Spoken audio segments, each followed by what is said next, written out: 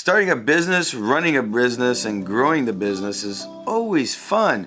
But we always get stuck in certain situations and we're asking ourselves, what can we do, especially when our personal life starts to change.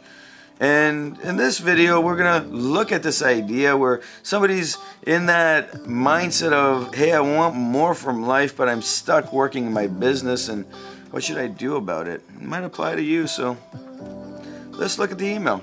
Roll it.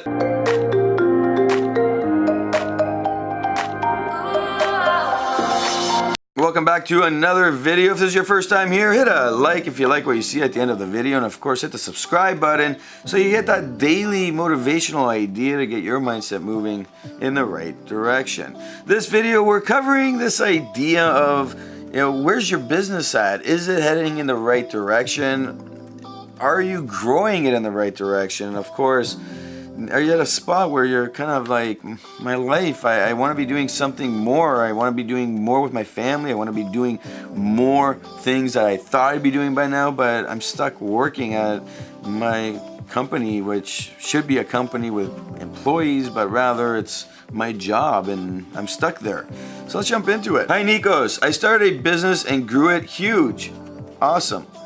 I'm doing well, but I hate it. Not awesome. I work too much and have no time for me. My wife and kids don't see me and I'm just buried with work. I'm debating on selling and starting something new since I haven't been able to figure out how to make my time more efficient to be home more.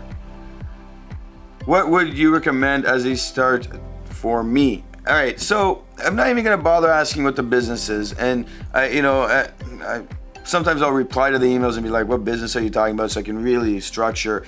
This is just a problem that people get into when they start a business. They see the future of what the business is going to be like, and they start working towards it. They think it's going to go one way, but then all of a sudden it's not going that way because problems come along, and then money starts coming in. However, you still work on it, and now you turn your business into this job, and really what you did was acquire your own job. Instead of working for somebody, you've acquired a job. And when we look at it from a perspective of your own job, the question really is, what are you doing in order to grow? Are you doing enough to grow?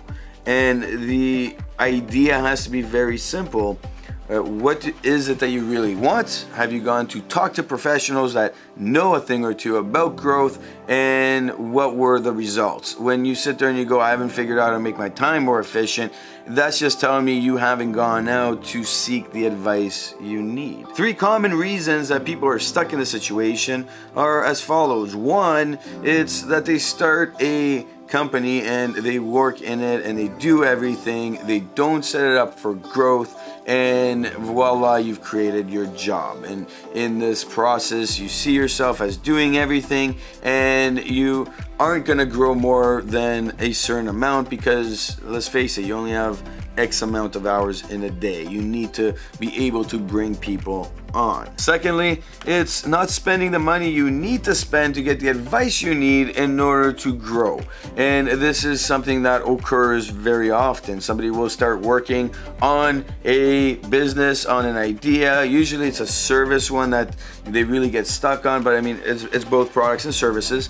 And they'll start working, they start doing everything. They go out networking, they start picking up clients, and then they literally do the work. And then when a client leaves after they fill their schedule, they go back out to find another client. And this is, there's only so much you can grow to. You can't grow further than that because you're doing the work. You're a one-man show, really. So you just bought your job, and you don't want to spend the money to grow it. You don't want to go spend the money to actually get the advice you need, and then you don't want to go spend the money to literally hire the right people to get moving. Which brings me to point 3.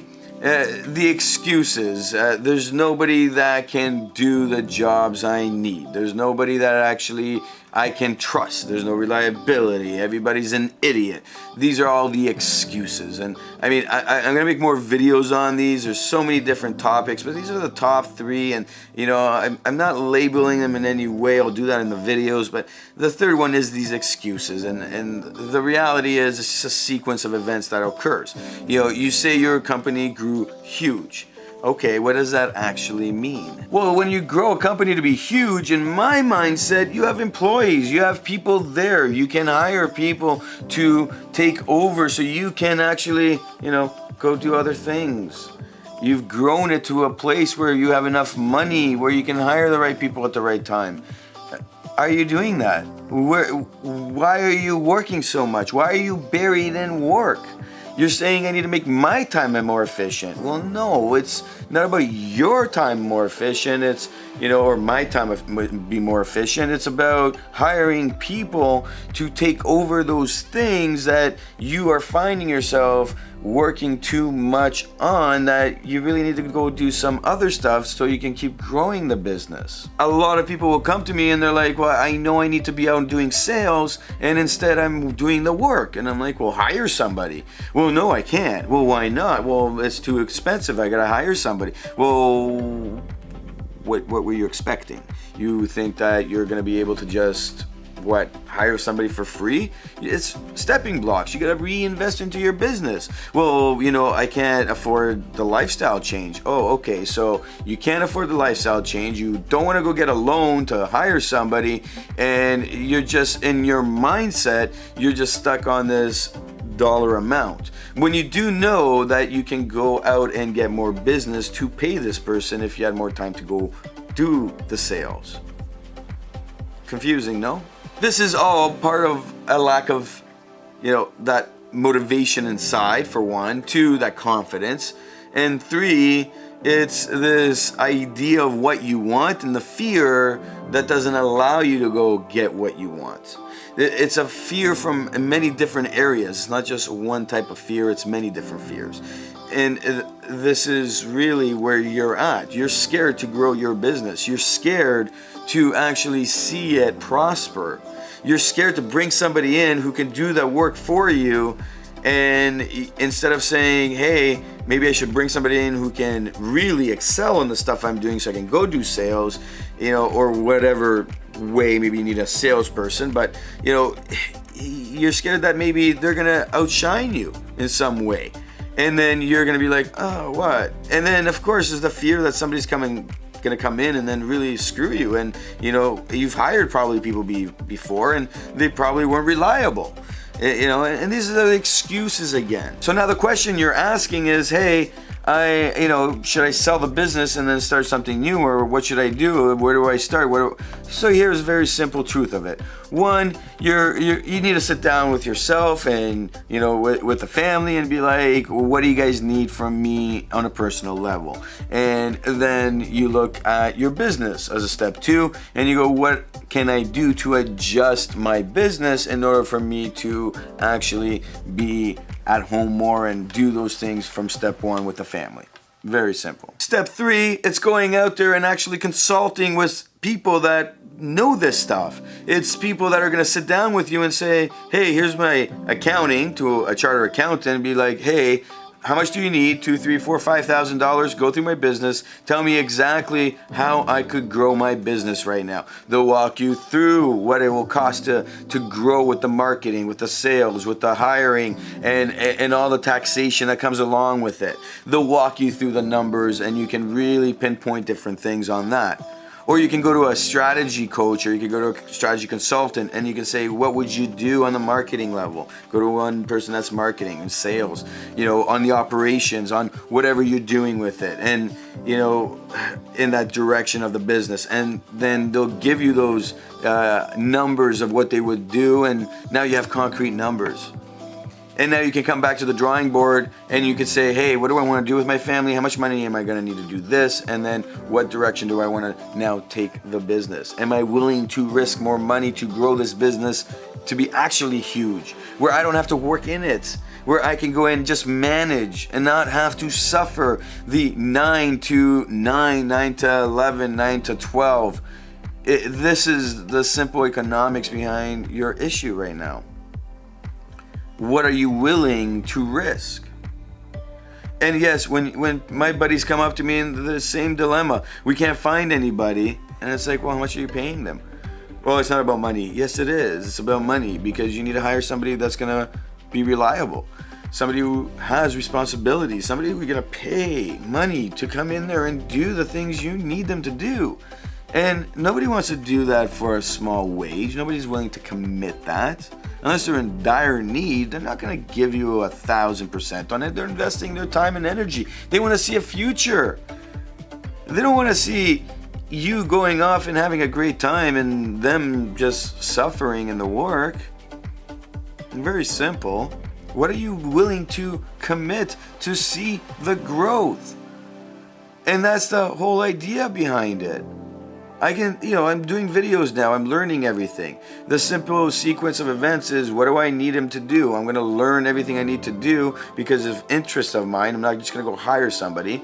Then I'm going to have a sequence of events. I'm going to put that down into a process. And from that process, I'm going to start to look at how I'm going to automate it so I can hire individuals that can do certain aspects of it. And based on what I can do at this moment compared to what they can do, that I need them to do based on this, that I want to invest, then I'm going to hire the right people at the right time.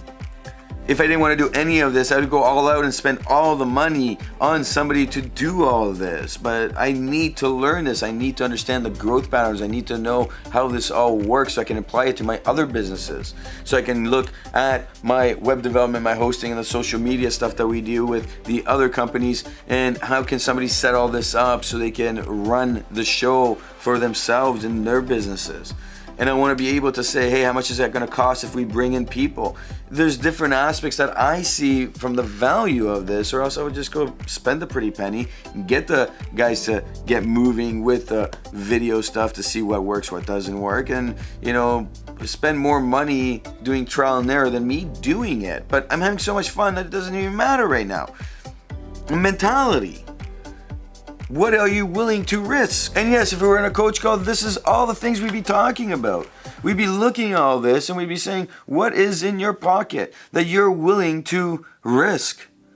Are you willing to go get a loan so you can hire somebody to grow the business? Are you willing to spend money on a firm to grow your business and make it even bigger while you spend more money on hiring and training the right people so you can start growing it to be home with your wife and kids?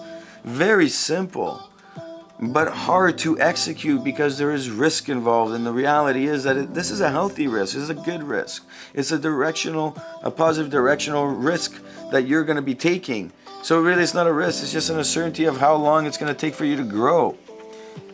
If you can go out there, spend all this money that will give you the actual evidence of what you need to do, and you have your options, your decisions will be much easier. You won't even have to email me to say, hey, what should I be doing? You'll be able to look at all the numbers and say, you know what?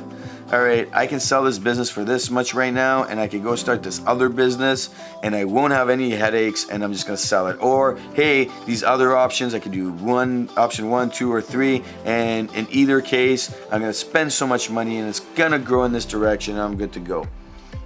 This is where we're at. This is the reality of where we're at. This is the mindset that we're at. You need to spend that initial cash to make things move, so you can make the right decisions, and you can go back to your family and say, hey, remember when we talked about this? I looked at the business, this is what I came up with, and what do you guys want to do? What do you think we should do? They're part of your family. They're part of you. You need to make that decision with them, especially if it's going to change the income level coming in. And that's your responsibility. You cannot allow yourself to not follow through on that. And they will help you, and they will say, you know what, let's sell it, and then let's go buy that other thing, and let's go look at the future in that way. And I would suggest you spend money before you make the decision to go into something else, so that you know you're doing the right thing at the right time.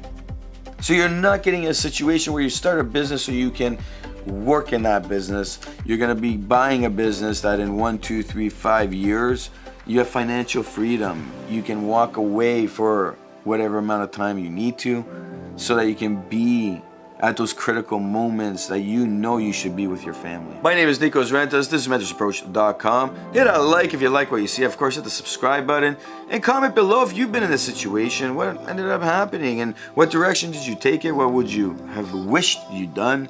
And of course, write your story in that comment so that somebody can be reading it, and who knows, you might help change their life.